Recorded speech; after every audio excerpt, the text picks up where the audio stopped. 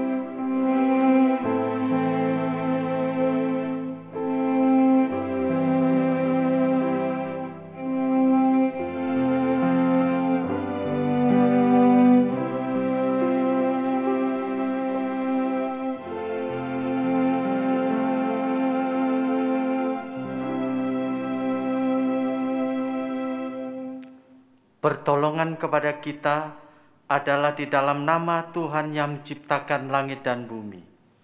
Kasih karunia, rahmat dan damai sejahtera dari Allah Bapa, Allah Putra, dan Allah Roh Kudus menyertai saudara-saudara sekalian.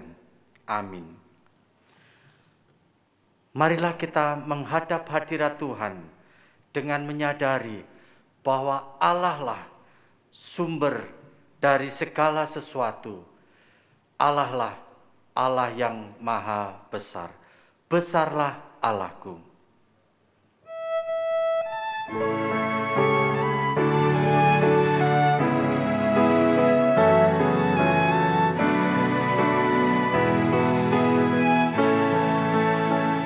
Bila ku lihat bintang gemerlap dan bunyi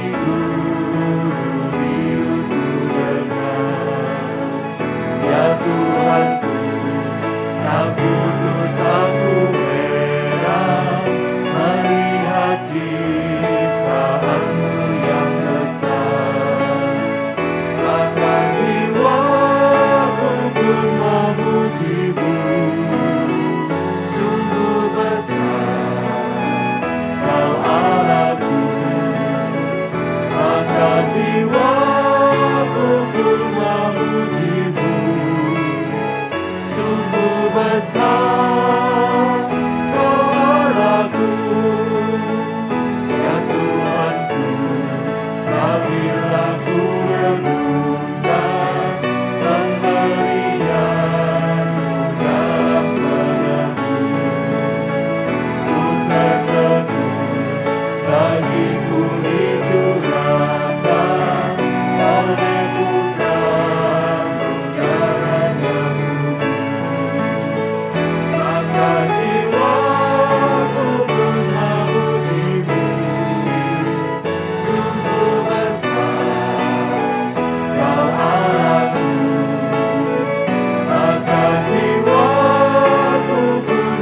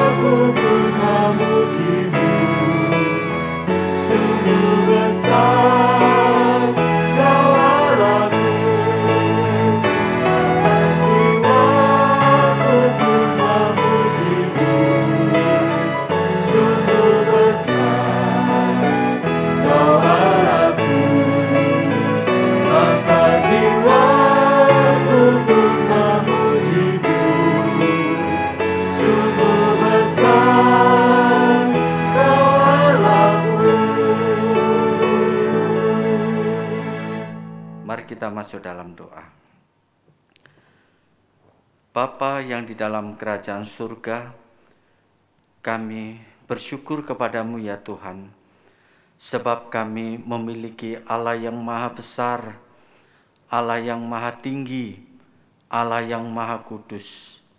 Namun demikian Allah yang mau datang kepada kami, orang yang hina ini, orang yang seharusnya binasa, namun Engkau mau menyucikan kami. Kami bersyukur kepadamu ya Tuhan, sebab Engkaulah Allah yang patut untuk diagungkan. Kami bersyukur karena kami memiliki Allah yang besar. Terima kasih ya Tuhan untuk anugerah-anugerah Tuhan di dalam kehidupan kami. Bukan hanya keselamatan, tetapi juga hal-hal lainnya Tuhan berikan kepada kami. Kami bersyukur kepadamu ya Tuhan. Engkau senantiasa memelihara di dalam kehidupan kami. Terima kasih ya Tuhan untuk makanan dan rezeki. Terima kasih untuk kesehatan dan kekuatan. Terima kasih untuk segala kebaikan-kebaikan Tuhan di dalam kehidupan kami.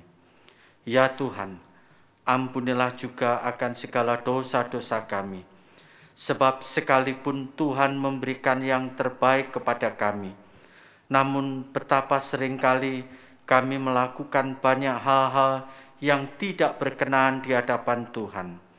Pikiran kami jahat, kotor, dan bahkan perbuatan-perbuatan kami tidak menjadi saksi yang baik untuk Tuhan. Tuhan, ampunilah kami. Sucikan dan kuduskanlah hati dan pikiran kami ya Tuhan, agar kami layak menghadap hadirat Tuhan. Kiranya Tuhan yang akan mengampuni segala dosa-dosa kami. Dan ketika kami menghadap hadirat Tuhan, layakkanlah kami menghadap hadirat-Mu ya Tuhan. Tolonglah kami, kiranya Tuhan berkenan hadir di tengah-tengah kami, di dalam ibadah kami pada pagi hari ini. Biarlah kami boleh merasakan sukacita di dalam Tuhan. Terpujilah nama-Mu. Di dalam nama Tuhan Yesus Kristus, kami berdoa, kami mengucap puji syukur. Amin. Berita anugerah dan petunjuk hidup baru terambil dari Efesus pasal 2 ayat 3 sampai 5. Demikian firman Tuhan. Sebenarnya dahulu kami semua juga terhitung di antara mereka ketika kami hidup di dalam hawa nafsu daging dan menuruti kehendak daging dan pikiran kami yang jahat. Pada dasarnya kami adalah orang-orang yang harus dimurkai, sama seperti mereka yang lain.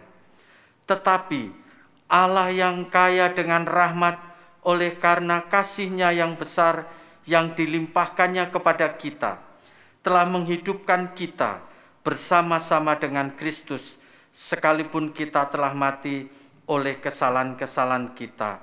Oleh kasih-Nya, kamu diselamatkan. Saudara, dengan tetap berdiri, mari kita bersama-sama mengikrarkan pengakuan iman rasuli. Pengakuan iman rasuli.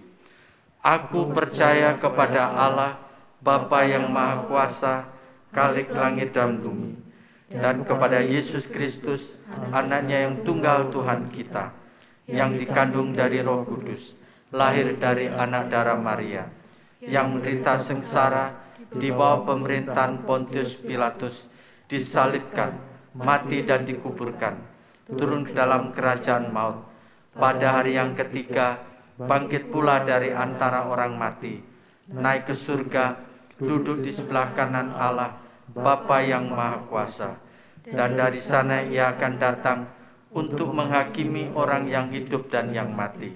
Aku percaya kepada Roh Kudus, gereja yang kudus dan am, persekutuan orang kudus, pengampunan dosa, kebangkitan tubuh, dan hidup yang kekal. Amin. Silakan duduk. Saudara-saudara sekalian, ketika dokter menyatakan bahwa saya tidak mungkin pulih kesehatan saya, dokter mengatakan bahwa saya sakit permanen dan tidak mungkin bisa melihat dengan baik lagi. Di saat seperti itu ada perasaan sedih, tetapi saya tahu firman Tuhan mengingatkan kepada saya bagaimana harus menyikapi kesulitan yang ada. Di dalam Alkitab mencatat ada orang-orang yang berseru kepada Tuhan dan mereka disembuhkan. Tetapi Alkitab juga mencatat Paulus yang minta disembuhkan dari penyakitnya, tetapi Tuhan menolaknya.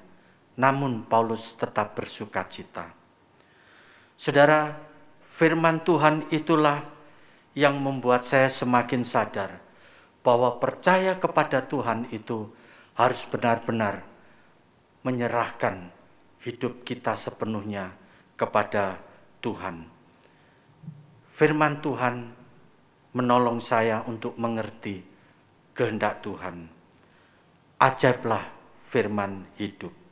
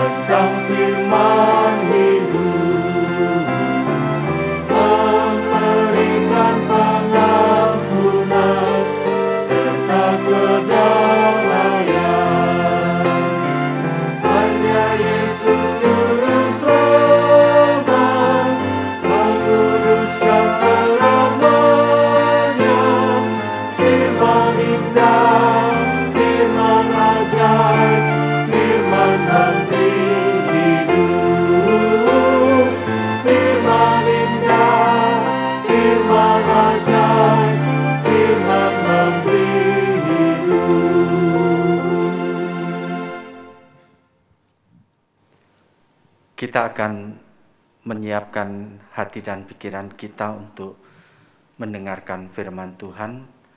Karena itu mari kita menyanyikan pujian Ku Tahu Alkitab Sungguh Benar.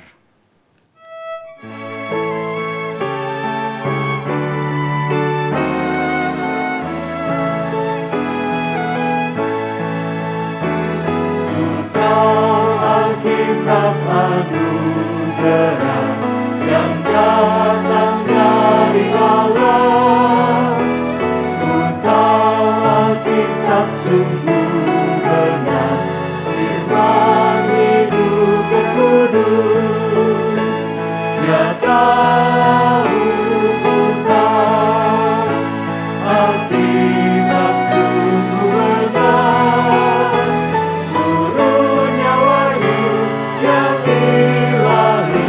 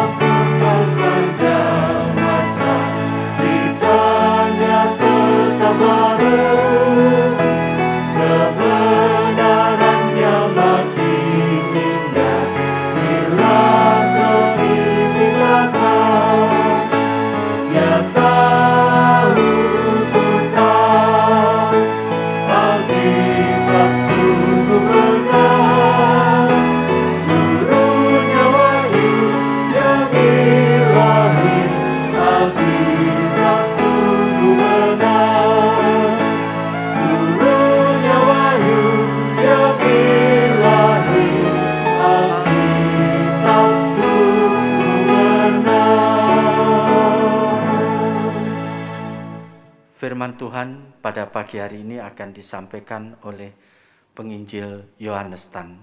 Kami silakan.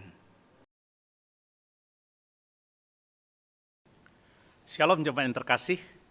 Pada hari ini kita akan merenungkan bagian firman Tuhan yang terambil dari Mazmur 119 ayat 105 sampai 112. Saya akan membacakan untuk kita sekalian, harap Ibu Bapa, baik yang ada di dalam ruangan ini ataupun yang ada di tempat masing-masing, bisa mengikutinya. Mazmur 119 ayat 105 sampai 112. Demikian bunyi firman Tuhan. Firman-Mu itu pelita bagi kakiku dan terang bagi jalanku. Aku telah bersumpah dan aku akan menepatinya untuk berpegang pada hukum-hukum-Mu yang adil. Aku sangat tertindas ya Tuhan. Hidupkanlah aku sesuai dengan firman-Mu. Kiranya persembahan sukarela yang berupa puji-pujian berkenan kepadamu. Ya Tuhan, dan ajarkanlah hukum-hukum-Mu kepadaku. Aku selalu mempertaruhkan nyawaku, namun Taurat-Mu tidak kulupakan. Orang-orang fasik telah memasang jerat terhadap aku, tetapi aku tidak sesat dari titah-titah-Mu. Peringatan-peringatan-Mu adalah milik pusakaku untuk selama-lamanya, sebab semuanya itu kegirangan hatiku. Telah kucondongkan hatiku untuk melakukan ketetapan-ketetapan-Mu, untuk selama-lamanya sampai saat terakhir. Sedemikian jauh firman Tuhan, berbahagia kita yang membaca, yang merenungkan firman Tuhan dan melakukannya di dalam kehidupan kita hari lepas hari. Sebelum kita masuk lebih jauh dalam perenungan ini, saya ingin mengajak kita mendasarinya dengan berdoa memohon pertolongan dari Allah sendiri. Mari kita berdoa. Terima kasih ya Allah untuk kesempatan kami bisa beribadah. Kami sudah membaca firman-Mu dan kami ingin merenungkannya bersama-sama. Siapkanlah hati kami. Tolong supaya kami boleh dengan penuh konsentrasi belajar daripada firman Tuhan. Mampukan hamba-Mu yang terbatas dan lemah ini untuk dapat menjadi alat di dalam tangan-Mu. Kami rindu mengerti, kami rindu untuk menjadi pelaku firman-Mu ya Tuhan. Dengarkan permohonan kami. Demi nama Tuhan Yesus, kami berdoa bersama. Amin. Jemaat yang terkasih, saya ingin mengawali perenungan kita pada hari ini dengan pertanyaan yang sedikit provokatif. Gereja bisa salah enggak? Para pemimpin gereja bisa mengajarkan dan melakukan kesalahan enggak? Hari ini 31 Oktober 2021. Sementara kita beribadah di gedung gereja ataupun di tempat kita masing-masing, kita sekaligus memperingati Hari Reformasi. 504 tahun lalu, tepatnya tanggal 31 Oktober 1517, Martin Luther melakukan protes terhadap gereja dengan memakukan 95 tesisnya di pintu gereja di Wittenberg. Tindakan Luther itu memicu reformasi. Gerakan keagamaan terbesar dalam sejarah yang melahirkan gereja-gereja Protestan. Ya, gereja-gereja Protestan adalah produk dari sebuah protes. Kita adalah bagian dari pengunjuk rasa. Tapi apa yang kita protes? Tepatnya apa yang Martin Luther dan para reformator lainnya itu protes. Luther hidup di zaman di mana gereja itu sudah begitu kuat mencengkram kehidupan umat dan juga negara. Otoritas paus dan tradisi gereja dinilai sama seperti kitab suci. Kalau paus dan tradisi gereja mengajarkan atau menetapkan atau melakukan sesuatu, maka itu pastilah benar. Tindakan menentang paus dan tradisi gereja menantangkan tuntutan untuk bertobat. Yang jikalau tidak dilakukan, berujung pada pengucilan, bahkan bisa hukuman mati. Pada waktu itu ada kemunduran yang hebat di dalam hal pengajaran gereja dan juga di dalam moralitas para pemimpin gereja. Dalam hal pengajaran, terjadi penyimpangan ajaran karena ditambahkannya ajaran-ajaran yang tidak alkitabiah. Ajaran-ajaran tersebut antara lain adalah sakramen penebusan dosa, yang dipahami sebagai sarana untuk penghapus dosa. Di mana orang yang berdosa, yang menyesali perasaan berdosanya dengan melakukan pengakuan dosa di hadapan imam dan melakukan pelunasan dosa yang bisa dilakukan dengan berbagai cara. Misalnya, mengucapkan sejumlah doa yang sudah ditentukan, berpuasa, memberikan amal, berziarah ke tempat suci, atau mengambil bagian di dalam perang suci. Dan di dalam perkembangan selanjutnya, pelunasan dosa ini dapat dilakukan dengan membayar sejumlah uang. Yaitu dengan cara membeli surat penghapusan dosa yang dikeluarkan oleh kepausan. Dalam hal moralitas, orientasi para pemimpin gereja pada kekuasaan, haus uang, dan pemenuhan kepentingan pribadi mewujud di dalam perilaku oknum-oknum yang mempraktikkan suap dan penjualan dan menjual jabatan rohani. Nepotisme, penggunaan yang tidak tepat dari pelayanan, pergundikan, dan lain sebagainya. Kemunduran ini merambah hingga ke tingkat umat, ke semua lapis masyarakat yang berada di bawah kekuasaan dan pengaruh gereja. Pada waktu itu bahasa Latin merupakan bahasa resmi gereja, yang celakanya tidak dikuasai dan tidak dimengerti umat pada umumnya. Alkitab hanya tersedia dalam bahasa Latin, dan hanya imam yang boleh membaca Alkitab. Setiap orang diwajibkan untuk menghadiri kebaktian di gereja. Jika tidak, akan mengalami pengucilan. Kebaktian dilayankan dalam bahasa Latin dan berlangsung selama 4-6 jam. Bapak Ibu, ketika saya baru lulus dari Seminari Alkitab Asia Tenggara, ketika kami baru menikah, kami melayani di sebuah kota di Sumatera Utara. Kemudian oleh karena satu undangan, saya mewakili gereja di mana kami melayani untuk pergi ke kota Medan, untuk ikut rapat untuk membentuk persatuan atau persekutuan gereja-gereja Tionghoa yang ada di Sumatera Utara. Saya berangkat dari pagi-pagi sekali ke Medan. Sampai di gedung yang begitu bagus, di ruangan yang begitu megah. Saya diarahkan untuk duduk. Saya dapat kesempatan duduk di barisan tengah, di baris paling pertama. Dan penderitaan saya dimulai. Karena sepanjang pertemuan dari pagi sampai kurang lebih jam 7 malam. Segala percakapan, segala pembahasan disampaikan di dalam bahasa Mandarin yang saya tidak mengerti dan tidak ada terjemahannya. Ketika mereka berinteraksi satu sama lain, mereka kalau tidak pakai bahasa Mandarin, mereka pakai bahasa Hokkien. Itu satu hari yang sangat panjang untuk saya. Satu hari yang membosankan dan yang menyiksa. Cuma sekalian, dapatkah kita membayangkan pergi ke gereja setiap minggu, duduk di sana selama 4-6 jam, sementara pendetanya, sementara imamnya berbicara dalam bahasa asing yang kita tidak mengerti. Oh, kita bisa nangis saking bosannya Bapak Ibu. Tapi begitulah adanya. Kebijakan gereja pada masa itu telah menjauhkan umat dari Alkitab, dari pengajaran yang sehat, yang mendorong kepada pertumbuhan kerohanian. Kembali kepada pertanyaan provokatif di awal khotbah ini. Jadi gereja bisa salah enggak? Para pemimpin gereja bisa mengajarkan dan melakukan kesalahan enggak? Reformasi secara eksplisit menunjukkan bahwa gereja dapat salah. Para pemimpin gereja dapat mengajarkan dan melakukan kesalahan. Sola Scriptura yang adalah salah satu dari 5 pilar reformasi secara implisit merupakan pengakuan bahwa gereja dapat melakukan kesalahan, penyimpangan, atau mengajarkan doktrin-doktrin yang keliru. Gereja jatuh ke dalam kesalahan ajaran dan perilaku. Dimulai dari sikap mengabaikan atau tidak menjadikan Alkitab sebagai norma dan standar pengajaran gereja, norma dan standar praktik kehidupan orang percaya.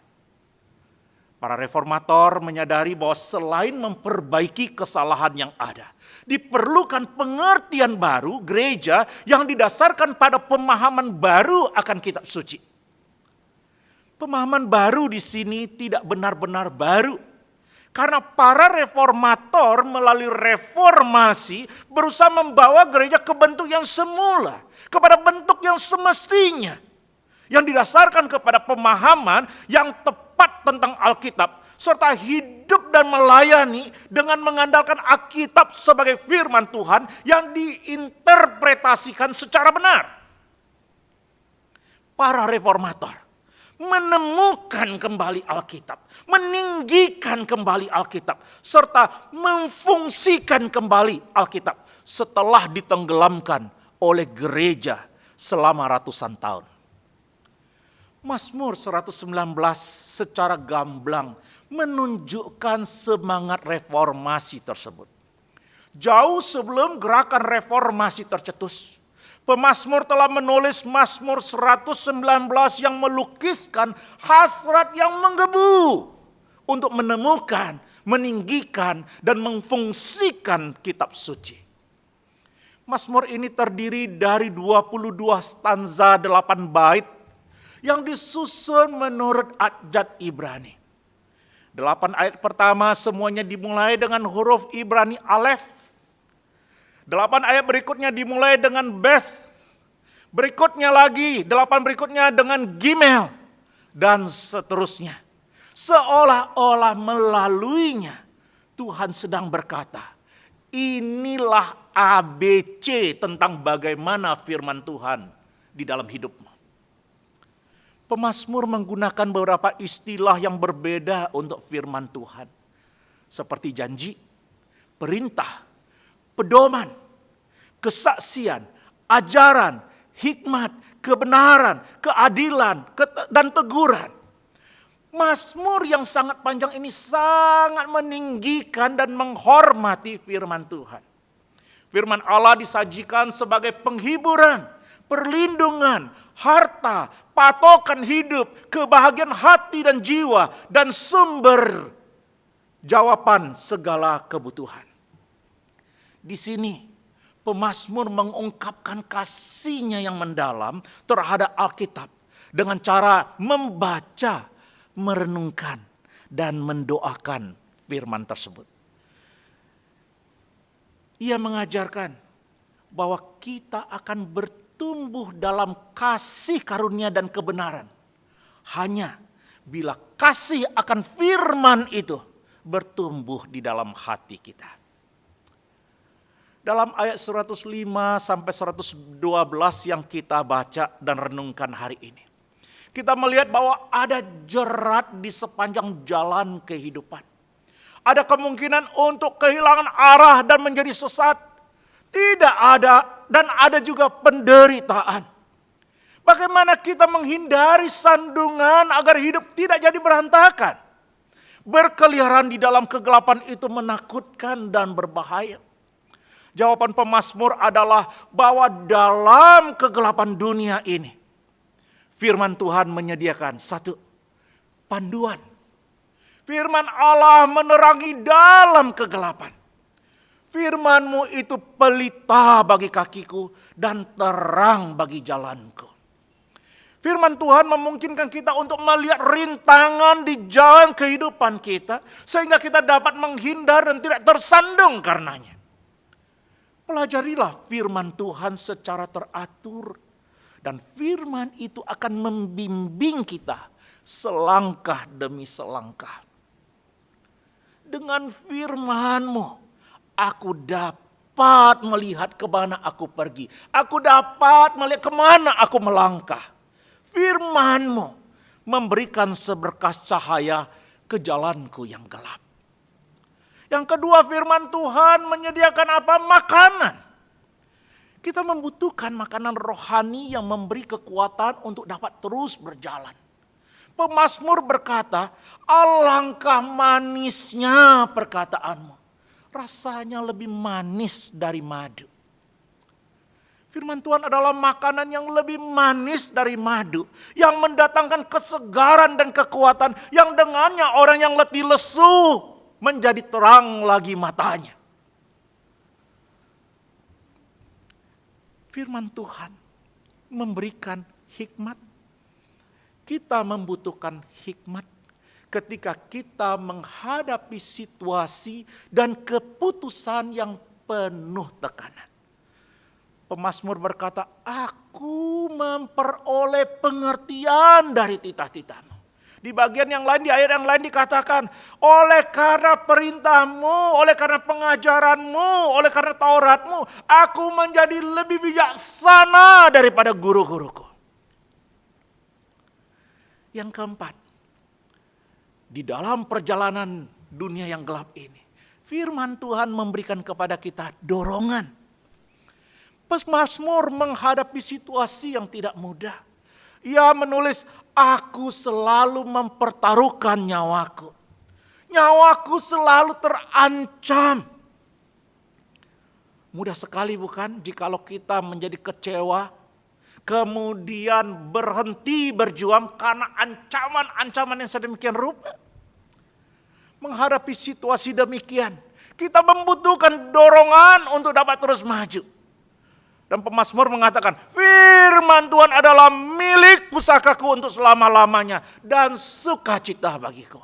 Ada satu dorongan, ada satu kekuatan, penghiburan yang membuat pemazmur bisa terus melangkah maju. Sederhananya, Allah itu setia dan lewat firman-Nya, Ia akan menopang, akan memperlengkapi dan akan memampukan kita untuk menempuh jalan kehidupan di dunia yang gelap ini.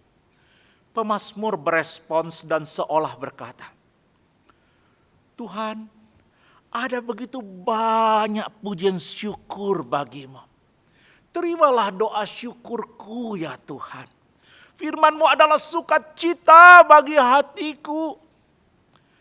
Dengan pertolongan Tuhan, aku berketetapan hati untuk menjaga firman-Mu sampai akhir hidupku. Aku bertekad untuk terus berjalan sampai saat yang terakhir.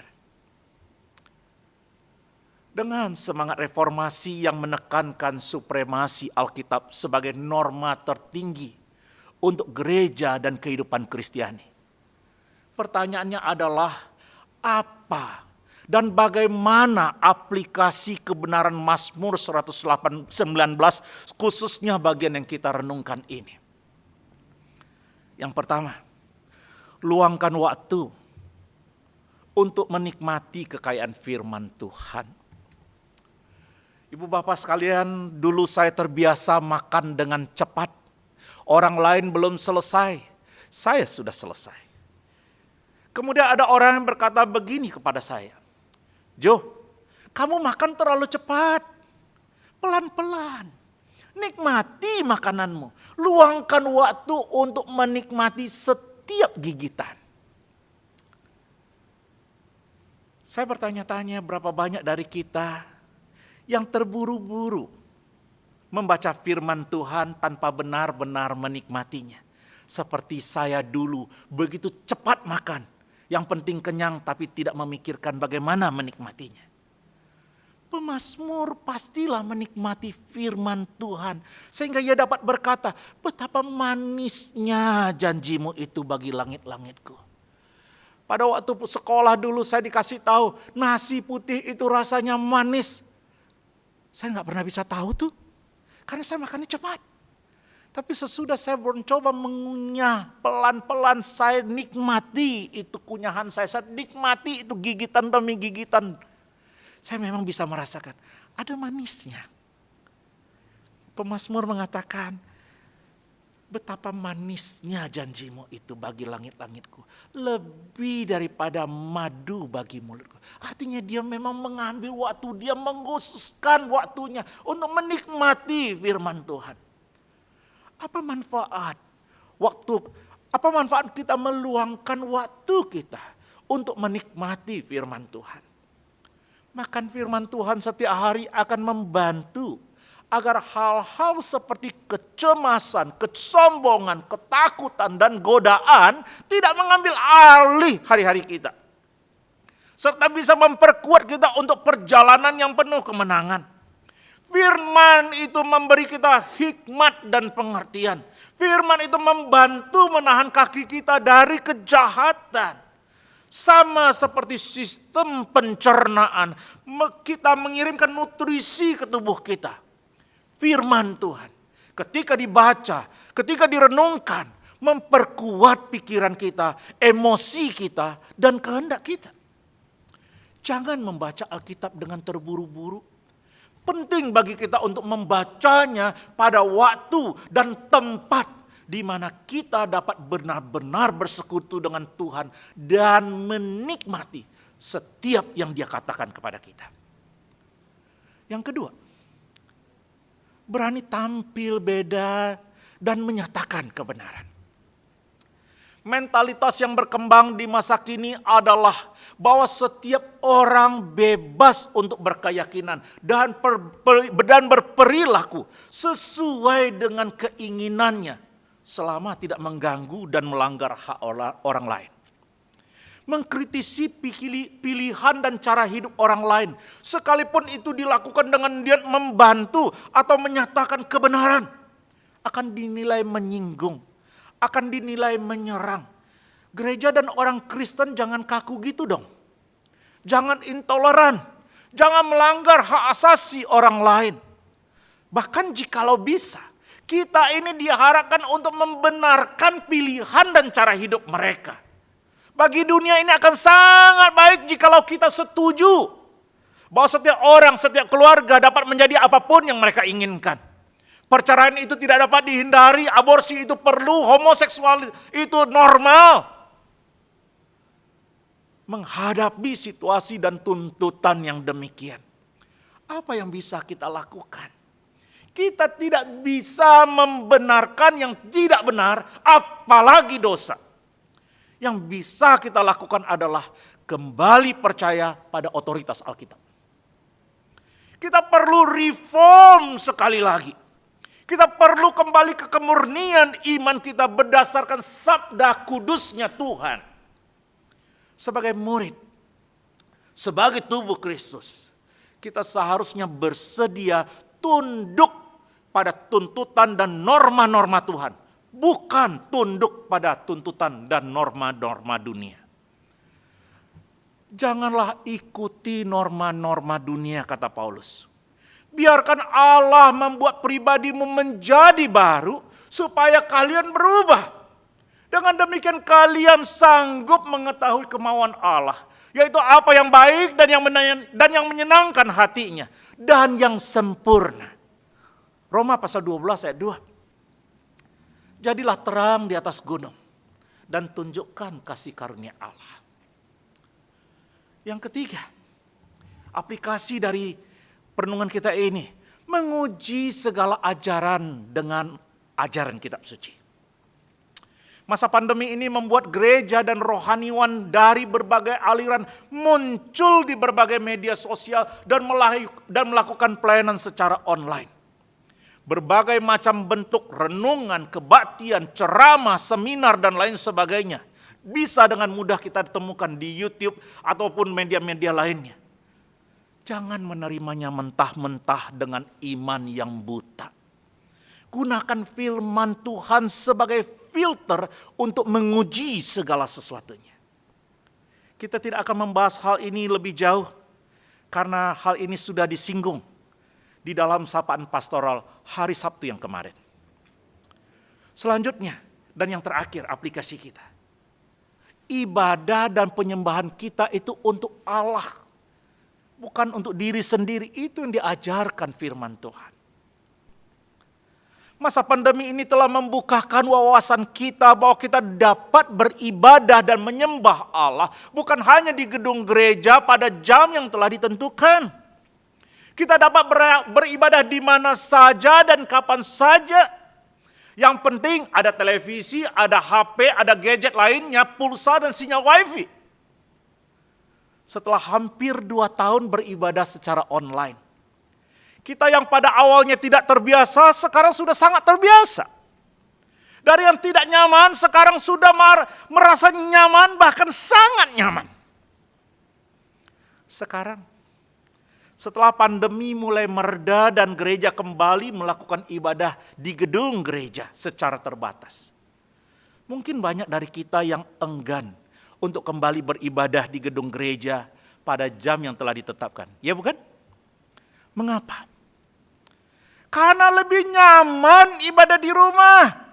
Gak usah buru-buru bangun, mandi, berpakaian, persiapan, dan buang waktu, uang ongkos untuk pergi ke gereja.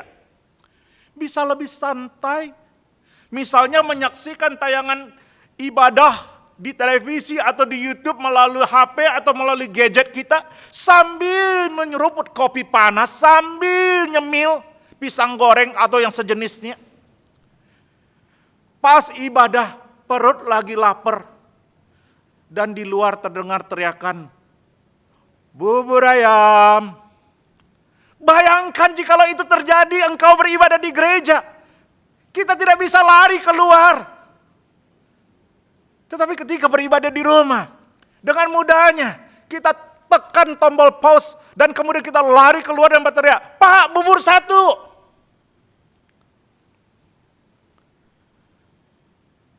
Ibadah di rumah lebih fleksibel. Gak terikat waktu. Gak harus pagi. Ibadah bisa nanti saja.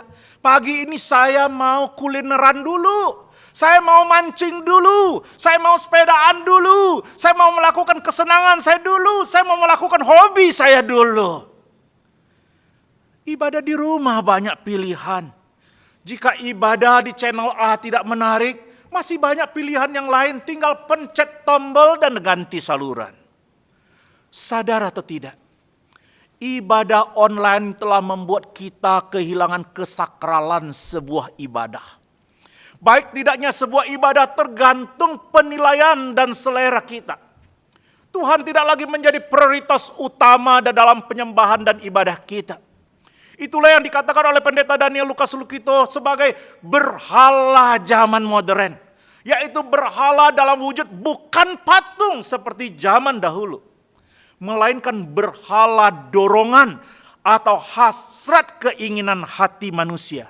Your desire becomes the new God. Untuk memuaskan human interest. Untuk memuaskan human need yang tidak habis-habisnya. Di hari reformasi ini, marilah kita kembali memikirkan dengan serius tentang ibadah dan penyembahan kita kepada Allah. Mari belajar Alkitab dengan teliti agar kita dapat menemukan apa yang diajarkannya tentang ibadah dan penyembahan yang benar dan yang berkenan kepada Allah. Jangan sampai kita beribadah setiap minggu dan kita pikir kita sudah menyembah Tuhan. Tetapi sesungguhnya kita hanya memuaskan keinginan diri sendiri. Mohon Allah Tritunggal membantu kita sekalian memahami dan melakukan firman-Nya. Amin. Mari kita berdoa. Terima kasih kepadamu ya Tuhan untuk firman-Mu yang kami baca, yang kami renungkan. Hamba-Mu sudah selesai berbicara. Tapi Engkau ya Allah Roh Kudus tanamkan firman ini di hati setiap kami. Dan teruslah berbicara mengingatkan kami. Memampukan kami untuk mengerti, memampukan kami untuk melakukannya. Kiranya reformasi dengan semangat yang begitu menggebu-gebu akan firman Tuhan. Itu bukan menjadi sebuah peringatan saja di dalam diri kami. Tapi betul-betul menjadi sebuah ketekatan di dalam hidup kami. Kami ingin mencintai firman Tuhan. Kami ingin meninggikan firman Tuhan. Kami ingin menceritakan firman Tuhan. Kami ingin supaya firman Tuhan menjadi standar, menjadi norma satu-satunya dan yang tertinggi di dalam kehidupan kami. Di dalam kami bergereja, di dalam gerejamu ini. Ketika dilakukan pelayanan, ketika dilakukan penggembalaan, ketika dilakukan apa saja. Supaya firman Tuhan saja yang kami junjung tinggi. Terima kasih berkati setiap kami yang beribadah hari ini. Kiranya Tuhan menolong kami sekalian. Demi nama Yesus kami berdoa bersama. Amin.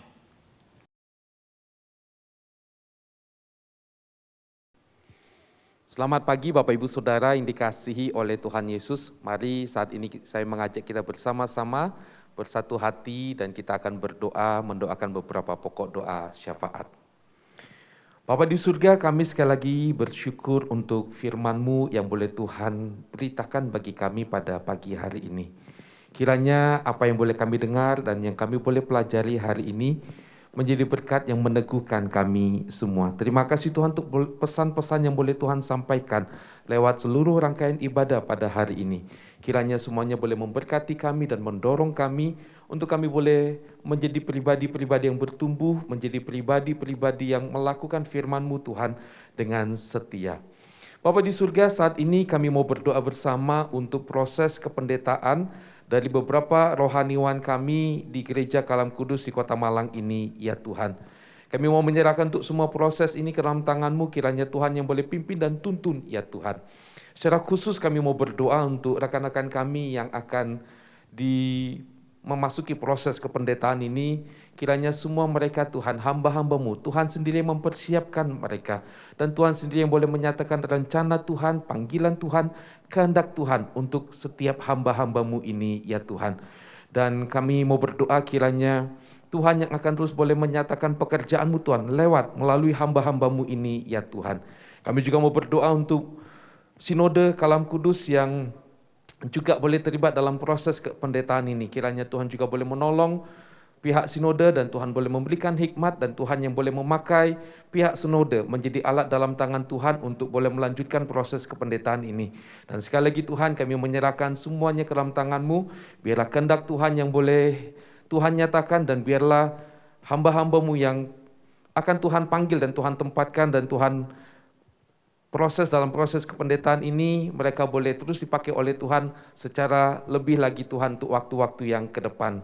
Kami juga mau berdoa ya Tuhan saat ini untuk gereja-gereja Kalam Kudus dan juga sekolah-sekolah Kalam Kudus yang ada di berbagai tempat ya Tuhan. Kami mau berdoa kiranya gereja Kalam Kudus boleh terus menjadi alat di dalam tangan Tuhan dengan setia memberitakan firman Tuhan, dan juga gereja kami di tempat ini, kami juga boleh menjadi gereja yang setia memberitakan firman Tuhan, menjadi garam dan boleh menjadi berkat dimanapun kami berada ya Tuhan. Begitu juga Tuhan dengan sekolah-sekolah Kalam Kudus, kiranya Tuhan juga boleh berkati supaya melalui sekolah-sekolah Kalam Kudus kami boleh Tuhan pakai juga untuk mempersiapkan generasi-generasi muda yang kelak juga boleh hidup bagi Tuhan dan melayani Engkau ya Tuhan. Karena itu Bapa, berkati gereja, berkati sekolah Kalam Kudus dimanapun gereja dan sekolah Tuhan tempatkan. Kami juga mau berdoa Tuhan untuk Sinode Kalam Kudus, kami juga mau berdoa untuk BP YKKI yang ada di pusat, kiranya Tuhan juga boleh berkati ya Tuhan. Pemimpin-pemimpin kami ini ketika mereka juga akan memimpin, mengatur, melayani gereja dan sekolah Kalam Kudus, kiranya Tuhan juga boleh berikan hikmat ya Tuhan. Bapa di surga, kami juga mau berdoa untuk bangsa dan negara ini.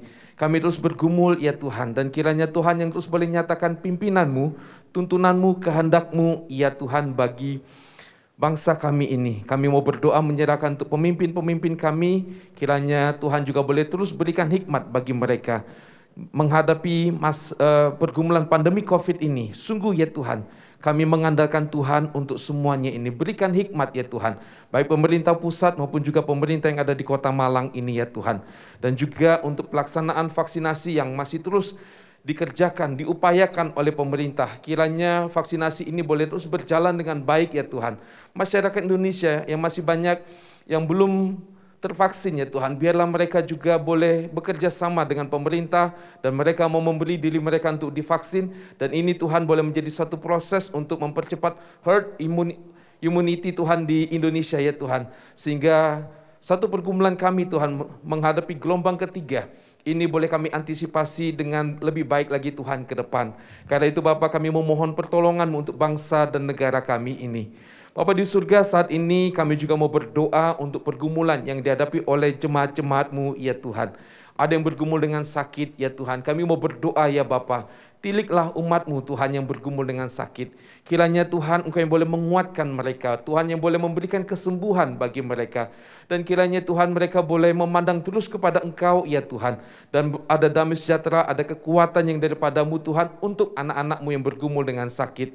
Dan kami juga mau berdoa untuk keluarga yang menjaga, menemani, yang merawat. Tuhan juga boleh memberikan kepada mereka hati yang penuh cinta, hati yang penuh kasih untuk boleh merawat keluarga mereka yang sedang bergumul. Bapa di surga, saat ini kami juga mau berdoa untuk jemaat-jemaat Tuhan yang terus bergumul, untuk usaha mereka, untuk pekerjaan mereka, untuk kondisi ekonomi rumah tangga mereka. Tuhan, kami mau berdoa kiranya Engkau terus Tuhan yang boleh campur tangan dalam pergumulan dari jemaat-jemaat-Mu ini. Berikan kami hikmat ya Tuhan, berikan kami kekuatan iman juga. Di dalam pergumulan ini kami mau belajar untuk setia, belajar untuk terus melakukan firman Tuhan juga dengan setia. Kami mau belajar memandang kepada Engkau ya Tuhan. Karena itu Bapa, tolong umat-Mu ya Tuhan. Dan di tengah-tengah pergumulan ini berikan kami hikmat juga Tuhan, berikan kami solusi, jalan keluar untuk menghadapi semua situasi yang ada. Dan sekali lagi Bapa, pergumulan-pergumulan yang kami hadapi membawa kami untuk boleh terus memandang kepada Tuhan, bukan memandang kepada kekuatan kami, tetapi memandang kepada kekuatan Tuhan sendiri. Berkati Bapa untuk jemaat-jemaat-Mu, Engkau tahu Tuhan, apa yang menjadi doa, apa yang menjadi pergumulan, dan apa yang menjadi harapan dari setiap anak-anak-Mu. Tuhan, tiliklah mereka. Dan Tuhanlah yang akan bekerja di tengah-tengah kehidupan dari setiap jemaat-Mu, ya Tuhan. Bapa di surga, kami sebentar juga akan memberikan persembahan. Kami bersyukur ya Tuhan untuk pemeliharaan-Mu bagi kami sampai dengan hari ini. Ada situasi yang sulit yang kami hadapi, tetapi kami tetap bisa melihat bagaimana tangan Tuhan yang penuh kuat kuasa, penuh kasih, tangan Tuhan yang ajaib yang terus bekerja, memenuhi segala keperluan-keperluan kami ya Tuhan. Karena itu Bapa, kami mau belajar bersyukur dan kami mau belajar memberikan persembahan. Karena itu Bapa, berkati persembahan ini dan kiranya Tuhan yang boleh memakainya menjadi alat di dalam tangan-Mu. Para majelis yang mengelola keuangan ini, Tuhan berikan mereka hikmat juga. Dan kami juga Bapa, kami juga mau belajar. Kami juga mau mempersembahkan hidup kami untuk boleh menjadi alat di dalam tangan Tuhan. Terima kasih Bapak, ini doa kami. Sekali lagi kami serahkan semuanya ini ke dalam tangan-Mu. Engkaulah gembala kami, Engkaulah kepala gereja di tempat ini. Engkau Tuhan pemimpin kami, Tuhanlah yang memimpin kami semua. Terima kasih Bapak, ini doa kami. Dalam nama Tuhan Yesus kami berdoa dan kami bersyukur. Amin. Bapak Ibu Saudara yang dikasihi oleh Tuhan Yesus, kita bersyukur hari ini kita bisa beribadah bersama. Dan firman Tuhan yang boleh kita dengar, kiranya ini boleh sekali lagi meneguhkan kita, memberkati kita semua. Kita berterima kasih untuk hambanya Bapak Penginjil Yohanes Tan yang boleh dipakai oleh Tuhan menyampaikan firman Tuhan pada pagi hari ini. Tuhan yang memberkati Pak Yohanes bersama dengan keluarga, dan kiranya Pak Yohanes Tan boleh terus dipakai untuk kemuliaan nama Tuhan. Dan terima kasih juga untuk Bapak Ibu Saudara yang terlibat dalam pelayanan pada pagi hari ini. Dan kiranya kita semua boleh terus belajar melayani Tuhan dengan setia dan semuanya menjadi kemuliaan bagi nama Tuhan. Bapak Ibu Saudara, untuk persembahan, bagi Bapak Ibu Saudara yang ingin memberikan persembahan, baik itu persembahan perpuluhan, persembahan syukur, ataupun persembahan untuk mendukung pelayanan-pelayanan yang ada di gereja kita, Bapak Ibu Saudara bisa mentransfer ke rekening gereja kita, atau scan QR Code gereja kita. Saat ini saya mengajak untuk kita memperhatikan beberapa warta rekaman berikut ini. Silakan. Shalom jemaat sekalian, GKKK akan mengumpulkan bantuan bagi masyarakat Nangapinoh yang mengalami musibah banjir. Persembahan kita kumpulkan melalui Sinode Gereja Kristen Kalam Kudus. Bagi jemaat GKKK Malang yang tergerak untuk memberikan persembahan, dapat transfer ke rekening Gereja Kristen Kalam Kudus Malang dengan menambahkan nominal 23 di belakang sebagai kode. Misal 200023. Batas pengumpulan persembahan paling lambat tanggal 3 November 2021. Bagi jemaat yang ingin mengikuti ibadah onsite, harap mendaftarkan diri paling lambat hari Jumat melalui link yang tercantum atau dapat menghubungi TU Gereja. Kami mengundang jemaat sekalian untuk mengikuti donor darah yang diadakan pada hari Minggu, tanggal 7 November 2021, pukul 8 hingga 12 siang bertempat di Jalan Arif Margono 18. Pendaftaran donor darah dapat dilakukan dengan menghubungi TU Gereja, dan jemaat diharapkan mempersiapkan diri dengan beristirahat yang cukup, makan pagi, dan banyak minum air. Pelaksanaan donor darah akan dilakukan sesuai dengan protokol kesehatan.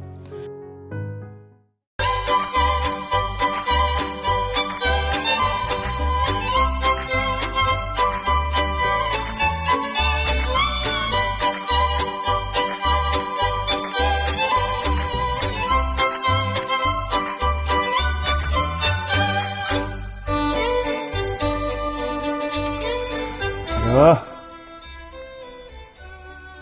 Kenapa Kak? gak apa ini lo mau daftar apa? GKKK Malang ini lo. Aplikasi Opus sih. Masa nggak bisa sih? Ini aku lagi daftar. Udah berhasil. Kok bisa? Apa caranya? Ya bisa lah, yang dibuka itu websitenya GKKK, bukan Shopee sama Tokopedia. Oh iya ya. Cek ini. Pantas aja itu paket bejibun di depan. Nggak habis-habis. Terus ini gimana? Ya dimasukin username-nya. Kan Wah. udah buat username. Oh iya ya. Masa lupa sih? Oke. Paketan aja terus yang diingat. Nah ini terus gimana? Masukin Sudah. passwordnya. Sudah login. Terus kan login kan? Terus login. Terus kemana? Terus dipilih deh mau ibadah yang mana. Oh ini. Masa gitu aja gak bisa? Udah Oke, deket berhasil. Natal loh ini. Biasa aja lah. Bapak Ibu Saudara sekalian, sebentar lagi kita akan menyambut Natal. Untuk itu kami berharap agar Bapak Ibu dan juga Saudara bisa berpartisipasi dalam rangkaian kegiatan Natal di gereja kita. Rangkaian Natal di gereja kita ada aksi sosial dan juga Christmas Carol. Mari Bapak Ibu kita sama-sama berpartisipasi untuk mengikuti kegiatan Natal pada tahun ini. Kita akan mengadakan Natal Peduli diselenggarakan pada tanggal 6 Desember hingga 10 Desember 2021. Untuk pelayanan tersebut, kebutuhan yang diperlukan adalah beras 2.250 kg, minyak 450 liter, gula 450 kg, mie 60 kardus, dan barang layak pakai lainnya.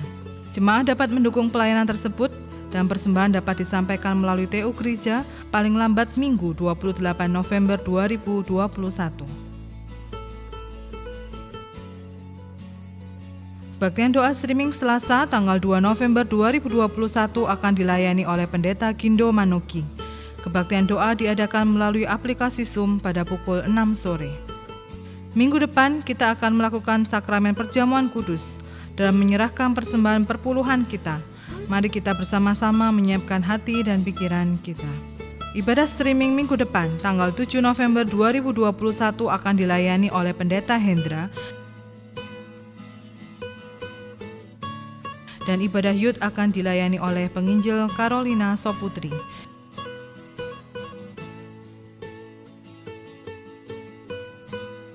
Ibadah streaming dapat diakses di YouTube channel GKKK Malang dan ibadah umum yang pertama ditayangkan di Malang TV pukul 6 pagi. Salam sejahtera jemaat yang dikasihi oleh Tuhan. Kali ini saya ingin menyampaikan tentang penabisan pendeta. Bertolak dari kebutuhan pelayanan pendeta kepada jemaat, maka Majelis GKKK Malang memutuskan untuk mengajukan kepada Sinode GKKK nama-nama rohaniwan berikut ini untuk diproses ke dalam jabatan pendeta, yaitu yang pertama Penginjil Matius Siswanto, yang kedua Penginjil Jimmy Waroka, yang ketiga Penginjil Yohanes Tan, yang keempat Penginjil Harapan Siregar. Sesuai dengan arahan tata gereja GKKK, maka rencana penabisan rohaniwan ke dalam jabatan pendeta ini diwartakan kepada jemaat 4 hari Minggu berturut-turut, tanggal 17 Oktober sampai tanggal 7 November 2021. Apabila ada jemaat yang menaruh keberatan atas rencana penabisan ke dalam jabatan pendeta bagi nama-nama rohaniwan tersebut, dapat menyampaikannya kepada Majelis Jemaat GKK Malang untuk dipertimbangkan. Keberatan dinyatakan sah apabila diajukan secara tertulis dengan mencantumkan nama dan alamat yang jelas, serta dibubuhi dengan tanda tangan penulis atau cap ibu jari, dan disertai dengan penjelasan keberatan yang dimaksudkan. Terima kasih untuk perhatian dan keterlibatan jemaat dalam proses penabisan pendeta ini. Terus dukung dalam doa bagi kita yang berproses dan juga BPH Sinode yang akan memproses dan memutuskan selanjutnya. Tuhan Yesus memberkati kita sekalian. Amin. Mohon dukungan doa bagi pelayanan di gereja kita. Selamat hari Minggu, Tuhan Yesus memberkati. Bapak Ibu Saudara, terus doakan untuk proses kependetaan dari beberapa rohaniwan yang ada di gereja kita.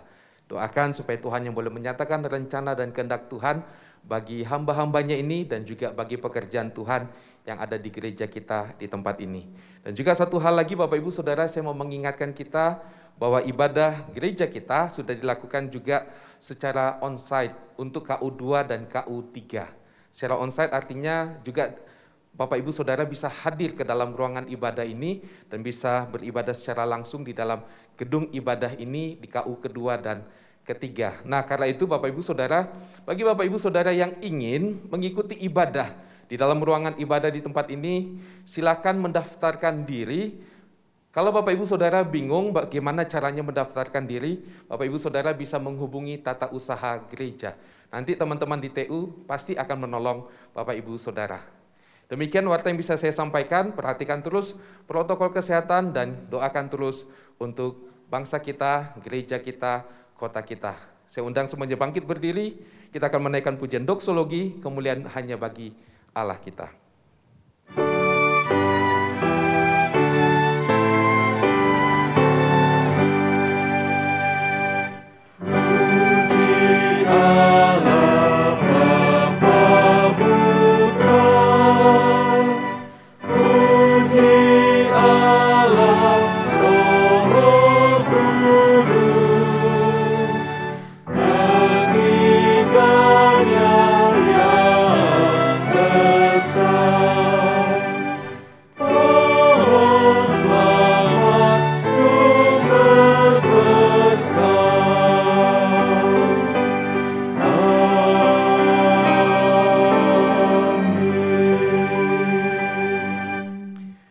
Sidang jemaat yang dikasihi Tuhan dan yang mengasihi Tuhan, mari bersama kita mengarahkan seluruh keberadaan diri kita kepada Allah dan saya akan berdoa memohon berkat Tuhan bagi kita semua.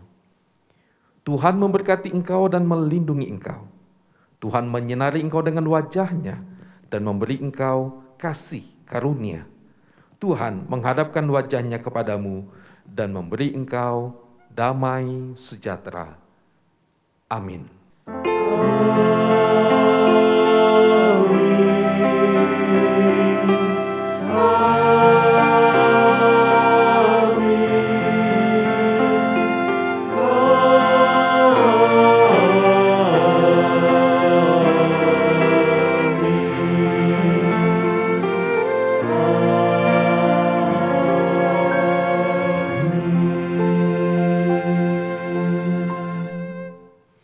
Amin. Silakan duduk.